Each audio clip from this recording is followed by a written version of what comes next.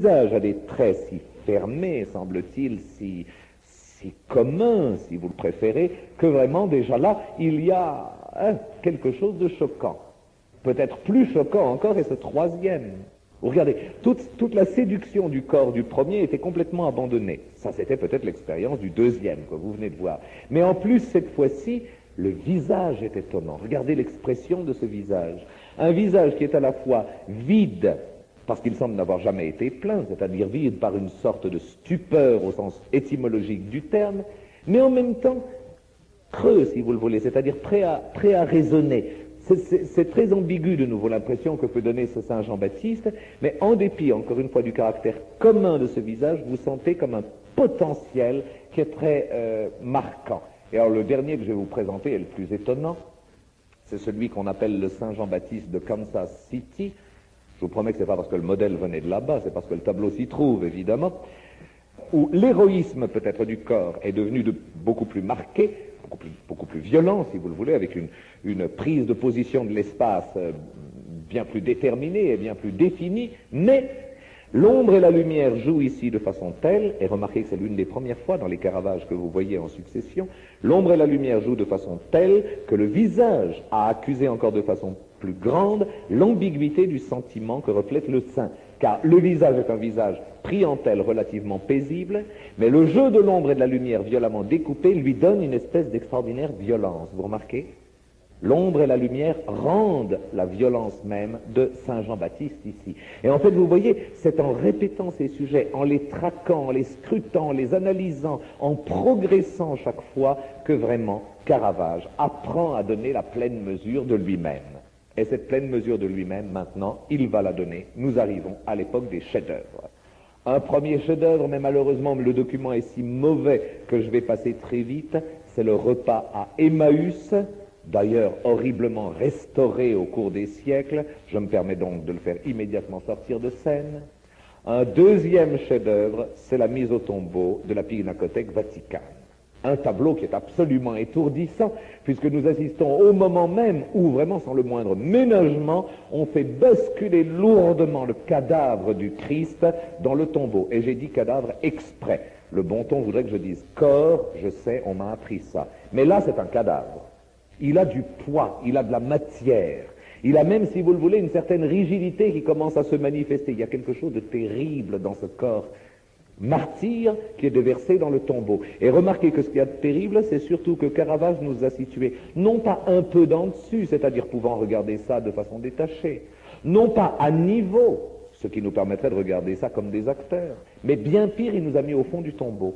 Car si vous remarquez, c'est en contre-haut que la scène se développe. Nous sommes au fond du sépulcre et nous allons recevoir le corps du Christ quasiment sur la tête.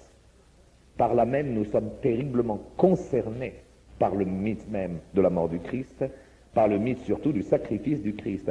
Et voilà là où Caravage devient, je trouve, un très grand prédicateur, si vous le voulez, c'est que vraiment, il donne la pleine mesure du sacrifice du Christ par le poids qu'il accorde au corps mortel du Christ. Cette sorte de vérisme extraordinaire de Caravage lui appartient en propre, et il va le poursuivre. Après la mise au tombeau de la Pinacothèque Vaticane, voilà maintenant deux tableaux qui vont se succéder, deux tableaux qui ont été peints pour une église que vous connaissez, puisque la semaine passée nous y étions, c'était Sainte-Marie du Peuple.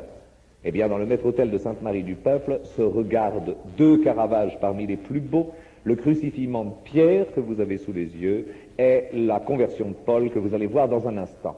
Mais là encore, regardez l'audace d'avoir représenté ce crucifixion de Pierre sur une grande diagonale qui est celle que suit de nouveau de tout son poids, si vous le voulez, le corps même du martyr. Et de nous avoir mis, ça c'est encore pire, en pleine figure, je ne dirais pas, mais enfin, disons le bourreau pour simplifier, est pire que le bourreau, regardez bien les pieds sales du bourreau.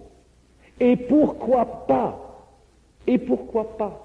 Tout de même, il faut bien admettre que quelqu'un qui s'est amusé à crucifier son prochain ne l'a pas fait avec des pieds roses. Il a marché. Mais à l'époque, personne n'a voulu comprendre.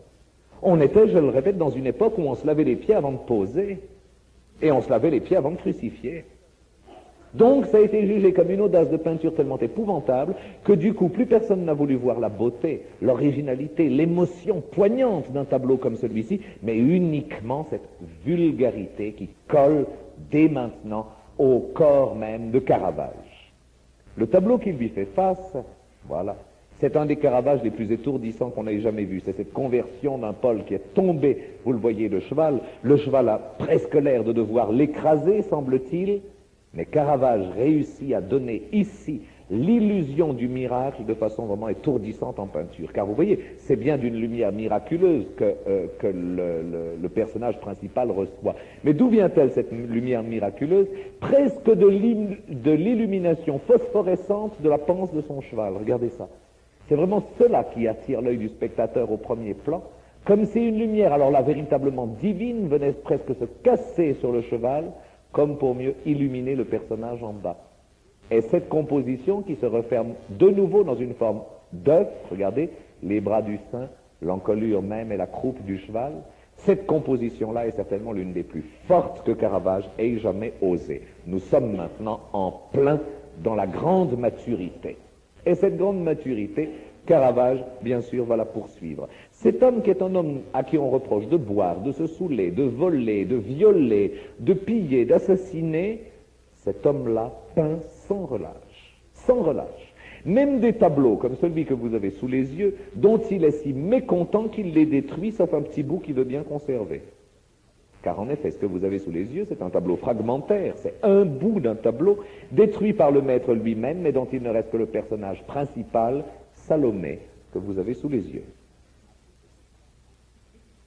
À cette époque-là, enfin, les commandes arrivent. Enfin, quelques-unes, oh là là, les gens les plus audacieux, quelques commandes. Je vous les montre, la Vierge dite des palefreniers.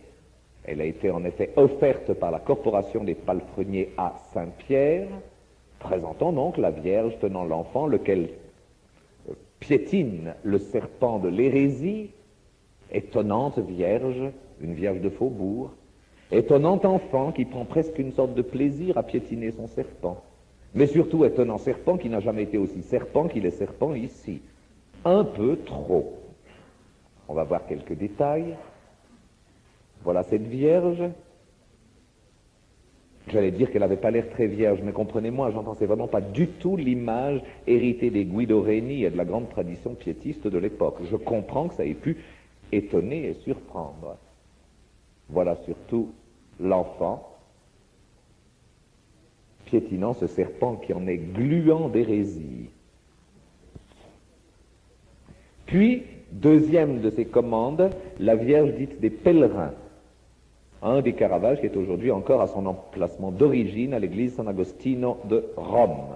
Une Vierge que personnellement je trouve extraordinaire. C'est un des tableaux que j'aime beaucoup de cette maturité de Caravage, en ceci qu'il s'agit tout simplement de ceci, le mythe. La Vierge est chez elle, comme de bien entendu, des pèlerins demandent à la voir. N'oubliez pas que la Vierge a déjà eu les mages, elle a déjà eu les bergers, voilà maintenant qu'elle a les pèlerins. Et néanmoins, elle sort pour montrer son enfant. Mais j'entends, je ne voudrais pas que vous croyiez que je me moque du thème, surtout pas. Mais c'est ça que Caravage, dans cette sorte d'ingénuité de son caractère, a dû se dire. Je dois peindre une Vierge qui est sollicitée par des pèlerins de leur montrer l'enfant, et du même coup d'ailleurs de les faire entrer, de les abreuver et peut-être de les nourrir. Or, regardez, c'est ça, je trouve, qu'avec une simplicité, mais en même temps avec cette ingénuité divine, Caravage a su montrer. Car regardez, la Vierge, je ne dis pas qu'elle a l'air impatiente, non, ce serait trop dire. Mais la Vierge, en tout cas, n'a l'air ni complètement détachée, ni complètement droguée. J'ai beaucoup scandalisé, je sais, une fois un auditoire en disant que bien souvent les Vierges de la Contre-Réforme avaient un peu l'air de fumer du hache. J'avais horrifié tout le monde, mais c'est un peu vrai. L'extase va volontiers avec cette sorte de révulsion qui vraiment est contre nature, disons-le bien. La Vierge a une présence maternelle, une simple présence maternelle, ou devrait l'avoir, et Caravage la lui donne. Regardez, il y a vraiment comme... Il y a une très grande attention dans le regard, il y a une très grande attention dans le geste également. Et puis ce petit enfant, enfin, il pèse vraiment dans ses bras. Il n'est pas en suspension comme ça, mais il y est, et fermement, bien tenu. Je trouve qu'il y a une espèce d'émotion dans le geste qui me paraît extrêmement juste, simplement juste de ton. Et par là même, ce mystère devient autre chose qu'un emblème, autre chose qu'une sorte de vision, ça devient une vérité. Les pèlerins, on y croit cette fois-ci. Ils ont vraiment vu la Vierge, ils ont vraiment vu l'enfant. Ils n'ont pas vu une vision bleutée, n'est-ce pas, comme trop souvent dans la peinture baroque. C'est justement cette forme, non pas de vérisme, mais de vérité, qui me paraît être le grand message de Caravage. Et la dernière de ces grandes commandes que je vous présente, c'est la fameuse Vierge du Rosaire. Vous me direz qu'elle est peut-être un tout petit peu plus, entre guillemets, maladroite que les deux précédentes, un peu moins émouvante que les deux précédentes. Je vous dirai oui, c'est vrai, c'est pour ça que je ne m'y attarderai pas trop. Mais c'est une commande. Et la mise en place des personnages a été vraiment imposée à Caravage. Néanmoins, si vous regardez de près la beauté des mains, la beauté des bras, cette attache de la lumière, le sens des portraits, la concision de ces portraits, vous verrez que c'est malgré tout une très grande peinture. Mais comme nous voulons voir les tout beaux Caravages, nous allons... Voilà, ça c'était juste pour donner justice à la beauté de cette œuvre, et aussi, après tout, pour donner justice à mes arguments, je crois que ça c'est les plus sales de tous les pieds de Caravage. Mais toujours est-il, nous continuons, et nous arrivons maintenant à la toute dernière période, c'est la période de l'exil. Caravage a dû fuir Rome, juste au moment où ça commençait à aller bien. Il avait reçu une première commande, les palefreniers, une deuxième commande, les pèlerins, une troisième commande, le rosaire. Ça commençait à aller, malgré tout. Et puis voilà, tout est à recommencer. Il doit partir. Eh bien, c'est à ce moment-là, c'est privé de ses racines, c'est privé de sa sécurité relative, mais privé de sa sécurité tout de même, privé de ses protections, que Caravage va devenir un peintre bouleversant. Vous avez déjà vu des choses bouleversantes, je trouve, mais ce que vous allez voir dépasse tout. Il peint d'abord la mort de la Vierge. Ce tableau-là est absolument insoutenable. Tellement, en fait, toute cette peinture en verticale qui tombe du plafond semble être douloureuse. Tout est douloureux, regardez, tout souffre, même les rideaux du lit. Et je plaisante pas, j'entends. Il y a une espèce de tristesse, comment dire ça, vraiment qui tombe du ciel, c'est le cas de dire, point 1. Et puis deuxièmement, dans cette douleur, dans cette affliction, le cadavre de la Vierge est presque insoutenable, regardez. Alors, si le Christ de la déposition avait l'air de se raidir un petit peu, celui de cette Vierge-là est raidi. Et non seulement il est raidi jusqu'à la limite du supportable, mais les chairs ont déjà gonflé, elles sont déjà en train de verdir. Ce tableau-là donc est si vrai qu'il est à la limite de ce qu'on peut regarder. Il a donc été refusé. Les commanditaires ne l'ont pas accepté. Eh bien, la justice est aujourd'hui rendue. Ce tableau est l'un des chefs-d'œuvre de la grande galerie du musée du Louvre. C'est donc vous dire que les siècles passants, on a su voir là où était vraiment le beau. Deuxième œuvre de la dernière période, cette très étonnante peinture qui représente, c'est une commande aussi bien sûr, les 7 œuvres de charité. C'est un tableau invraisemblable. Parce que les œuvres de charité, on les a déjà présentées, mais on les mettait si possible les unes à côté des autres, c'était quand même plus vraisemblable. Or là, on les met les 7 ensemble, de façon telle que le sujet devient presque incompréhensible et presque saugrenu. Car en fin de compte, on se demande bien pourquoi des messieurs sont en train de sortir un autre monsieur les pieds devant, alors qu'une dame s'est dépoitraillée pour allaiter un vieillard. Il y a télescopage. Mais c'est peut-être justement dans ce télescopage que l'œuvre prend son étrangeté. C'est-à-dire que les 7 symboles de la grande charité ont été ici réunis par Caravage, mais mis en évidence, regardez, par l'étonnant motif de l'ange au-dessus. Et en fait, c'est l'ange qui comme fait le résumé, ou j'oserais même dire fait le tri, de ces différentes œuvres de charité. Tableau très déconcertant, c'est vrai.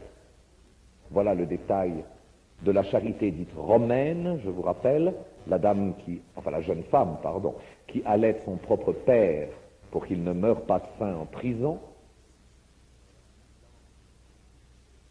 Et voilà surtout l'ange de tout en haut qui est absolument merveilleux, regardez, tumultueux comme un ange de Michel-Ange, mais en même temps avec une espèce de liberté de dessin qui est déconcertante.